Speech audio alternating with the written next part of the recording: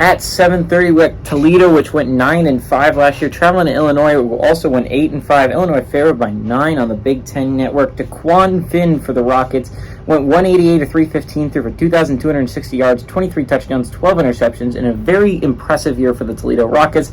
Again, should be competing for a back title this year. Jacques Stewart had 134 carries for 770 yards and 4 touchdowns, and Jerjuan Newton had 53 catches for 830 yards and 9 touchdowns. Tommy DeVito for Illinois went 257-369 through for 2,650 yards, 15 touchdowns to 4 interceptions. They lose him, though, to the NFL. Chase Brown, same thing. He had 328 carries for 1,643 yards and 10 touchdowns. Arguably one of the best running backs in all of college football is gone to the NFL. And Isaiah Williams had 82 catches for 715 yards and 5 touchdowns.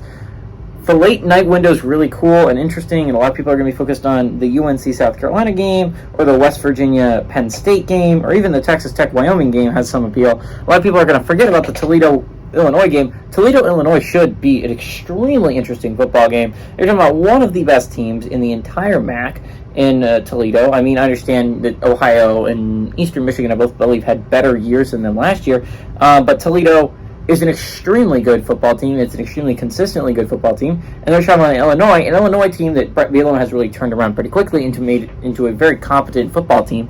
But regardless, is going to go through some changes, right? You're starting right off the bat. You're with a brand new quarterback and a brand new running back that's going to bring at least some level of just not continuity to that football team. So I think it's going to be really interesting to see. I think Toledo has the chance of pulling off the stunner here, right? Like, it is very possible that Illinois can't defend home field, and Toledo comes in and they beat them, and this is one of the biggest upsets of the week. We see the Rockets maybe make it play for the top 25. I don't know. We could also see Illinois start off their season strong. You'd love to see Illinois do well, because I think Illinois could be a legitimate contender. I mean, they have a really great defense. I like a lot of things about Illinois. If they can figure out offensively what they want to do, they had a rough offense last year, even with all the pieces they had in Chase Brown.